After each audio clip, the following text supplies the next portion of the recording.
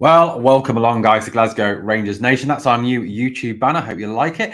Welcome, guys. It is New Year's Day. We are here talking about the Kilmarnock game upcoming tomorrow. As Phillipe Clement, speaking to the media, said that he wants a reaction. And I think we all want a reaction after that defeat to that lot from across the city on Saturday. Yes, that's what we're going to talk about. We're going to talk about what Phillipe Clement had to say in his Kilmarnock preview, I think, which was done obviously Saturday rather than today, because let's face it, making him do it New Year's Day would be a bit cruel. I think they'll be on the training ground anyway today. He talked about Fabio Silva. He talked about Dujon Sterling. He talked about the team and their character and growing as a team. And we'll talk about that as well. We've also got the referee and his assistants and the VAR assistants for this game on Tuesday. You'd be pleased to know no Gollum, no Kevin Clancy, and no Nick Walsh, which is all good, positive news for Rangers. So we will talk about that shortly. So let's start off with talking about what Phillipe Clement had to say to the media when he spoke to the media about this Kilmarnock game. He said that obviously it was crucial to win this game going into the winter break. And I think that is absolutely spot on. You know, as we've all talked, haven't we, about the fact that, look, we are 8 points back now, but we have 2 games in hand. And if we win those 2 games in hand, then it's only 2 points and we beat them at Ibrox. Hopefully, we go a point clear with them. But that is all for nothing if we don't get a win on Tuesday night against Kilmarnock. You know, as I said on my video this morning, and I'll continue to insist that, this is not going to be an easy game. Kilmarnock will sit in. Derek McInnes will have them very well organised.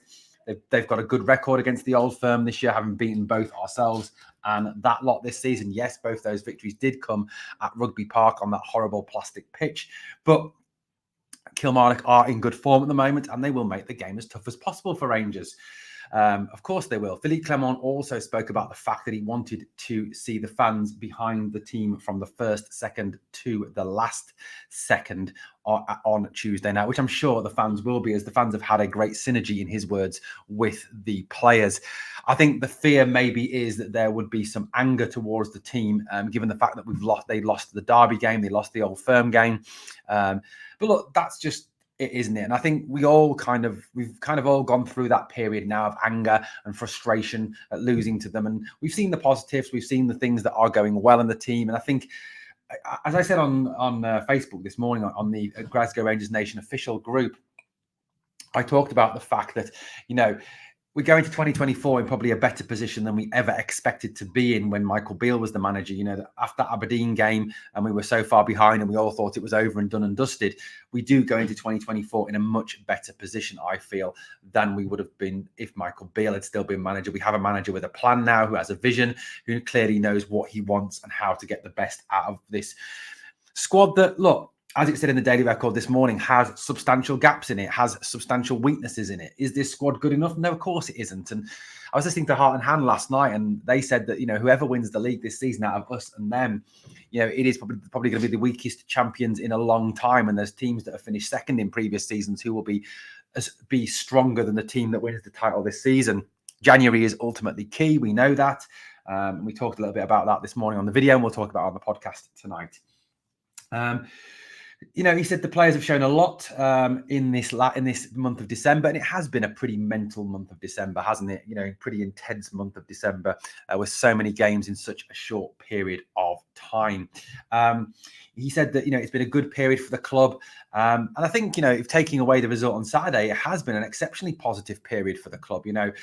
To go through December as we have, and to win the games that we've done, and to win the cup final, to win away in Seville, to top the Europa League group, we've got to kind of try and accentuate those positives, haven't we? And yes, Saturday was exceptionally disappointing. Of course it was.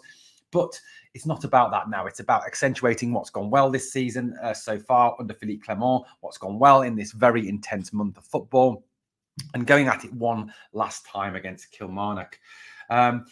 He said as well he wanted to see the players coming off with dirty shirts on Tuesday, having given everything. And that is what Phillipe Clement wants, isn't it? He very much is a man who insists on the players giving absolutely everything and wanting everything from the players. And it's that old adage, isn't it, that you come off the pitch having and leave nothing out there. You come off the pitch having given 110% and have nothing left to give. you need to come off that pitch absolutely exhausted, knowing that you've done everything in your power to help your team be successful. And I think that's what Phillipe Clement is getting at when he talks about the players giving everything and coming off the pitch with dirty shirts, in his words. He was asked about player availability, as he always is. He didn't really talk about it. Obviously, he said that we very much have to look at player availability going into that game on Tuesday night around injuries, etc., etc. He says, as I've done all season. He was asked about Fabio Silva and would Fabio Silva be available for the game against Kilmarnock. To which he responded, Fabio has not trained with the team yet, so we'll have to see about his availability. Look, Silva hasn't trained with the team yet. Maybe today he gets a little bit of action with them if they do train at any point today. Hopefully they do. Hopefully Silva does get a bit of an input with the team. I personally hope that, whatever happens going into that game on Tuesday night, there's no way that I want to see Cyril Dessers up front. I mean, I'll be honest with you. And look, I get criticised for criticising players. I get slaughtered for criticising players. I get slaughtered for calling out players because apparently it's not professional. I get that, understand that. But to me, Cyril Dessers has not worked. To me, Cyril Dessers is not a number 9. To me, he is not a starting forward in any league. He looks too slow. He can't hold the ball up. He can't flick the ball on. He doesn't understand the offside rule. Those two opportunities he had on Saturday were unforgivable, what he did. For me, Dessers is done at the club. He is 100% done at this club. And the sooner we move him on and get rid of him, the better. The guy is just not up to the task of playing for this club. And what is frustrating me as a Rangers fan, and that's what I am for first and foremost, is that we had a player in Antonio Cholak who is 10 times the player that Cyril Dessers is. Dessers cost $4.5 million. I think we sold Cholak for $1.5. How there is a $3 million difference between those two players, God only knows. If it was the other way around, maybe. Cholak scored goals. He knew where the goal was. He held the ball up well. He did all those things. All things Cyril Dessers cannot do. I know some fans don't like people criticising players, and I get that. I think they need to grow up. I do think, however, that Cyril Dessers is not a Rangers forward, and the sooner he is gone from this club, the better. He's a nice guy, don't get me wrong. He's a lovely guy, but he's not a footballer. And if he starts on Tuesday night, it's be like playing with 10 men again. It really will. The guy is just useless. For me, I hope Fabio Silva does get a little bit of training time. I hope he does get to play a point. If not, why not put Matondo through the middle? I know he's not in great form, but he's still better than Cyril Dessers. Put Scott Wright up front. Put James Tavernier up front. Anybody has got to be better than Cyril Dessers. Unfortunately, Zach Lovelace is still injured. So, that is obviously a concern. Seema apparently was taken off injured on Saturday. That was frustrating for him, frustrating for Phillipe Clement, that Abdallah Seema seems to have joined the list of the injured and the sick and the walking wounded now. As in terms of, what his injury was, Phillipe Clement did not really expand on that and did not really say that, if he's going to be out or not, or if he will miss any time, which obviously is a worry. The hope was that he'd play this last game before heading off to the Africa Cup of Nations. Certainly, he hasn't been in the best of form in recent weeks. Of course he hasn't. The Motherwell game, this game, he didn't look great.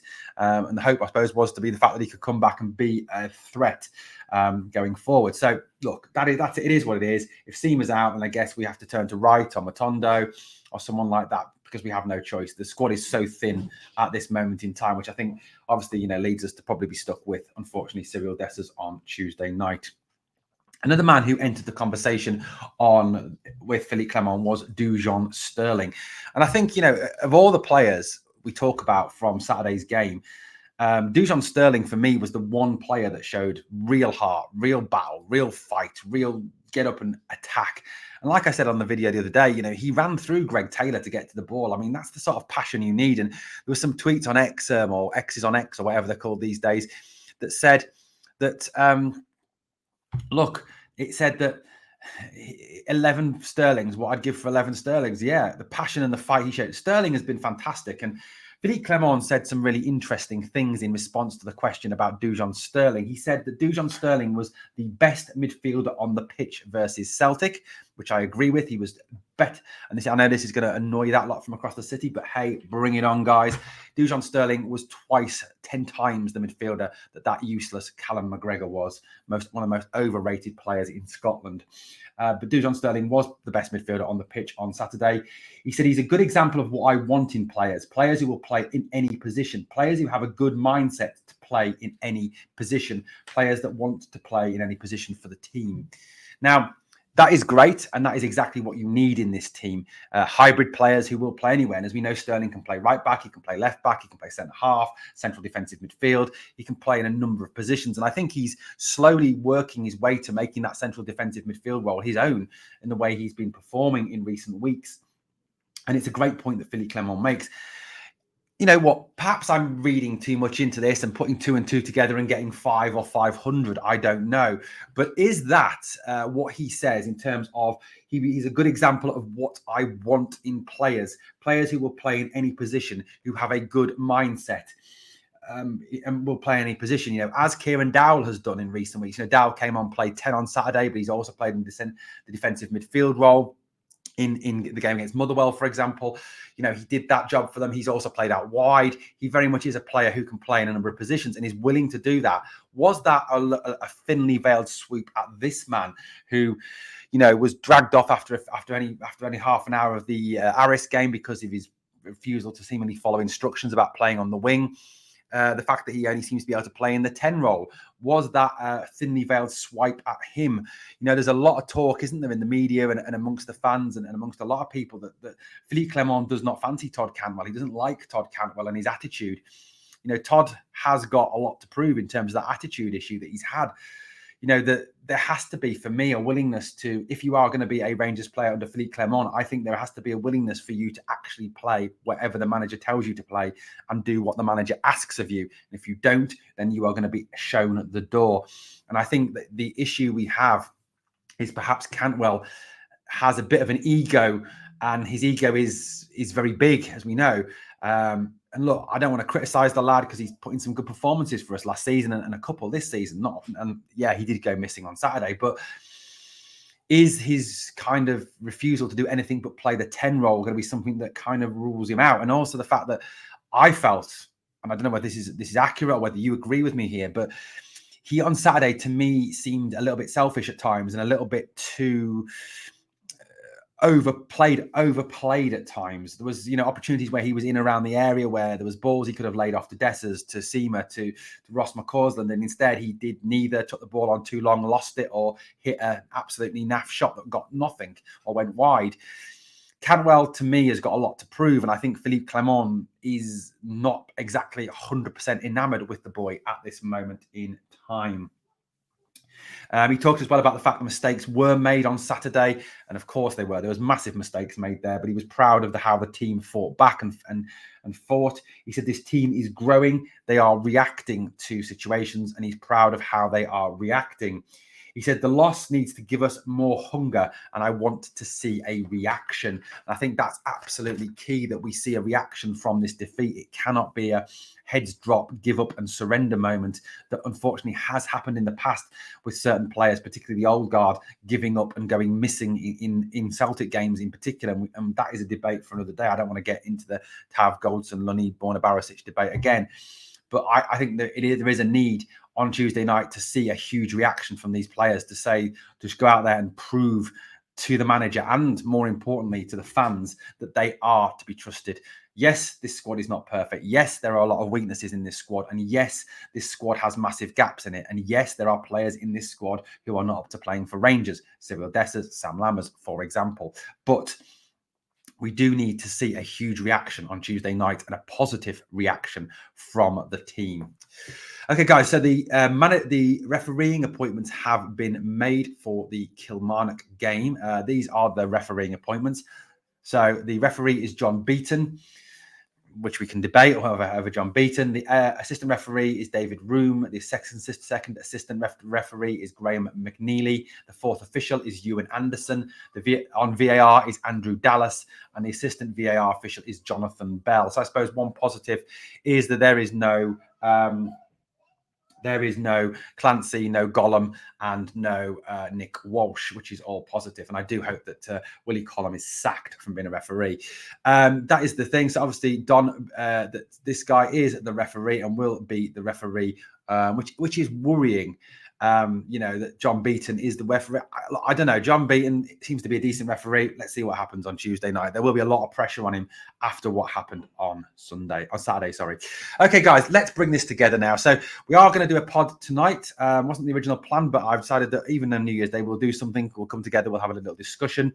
I'm going to try and get a guest, but it is hard on New Year's Day to get anybody willing to come on and do a pod. It might just be me and you, but that's fine, guys. I love talking to you, and I love you being my guest. A couple of gifts I've just had given to me. Look, here we go. The funniest Rangers quotes ever.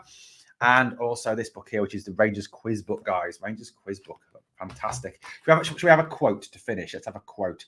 Here we go. Let's have a quote. Let's have a look. Here we go. Let's have a quote. Let's have a quote from Paul Gascoigne. We love a bit of Paul, don't we? Hear about the two cows in the field. One of them says to the other, have you got that Paul Gascoigne disease? Love it, love it.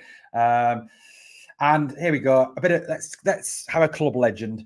One day I was a Wraith Rovers player who couldn't pull the birds at Cowdenbeath Palais. The next day I was in Glasgow and the girls were throwing themselves at me. I wasn't letting it go by. Who said that? That's right, the great Jim Baxter. Well, guys, thank you for watching the video, guys. Obviously, if you haven't done so yet, remember this is a Patreon, no paywall channel, guys. So please hit that sub, ring that notification bell. With videos just recently have been doing amazing. Your response has been fabulous. Thank you so much for all your support.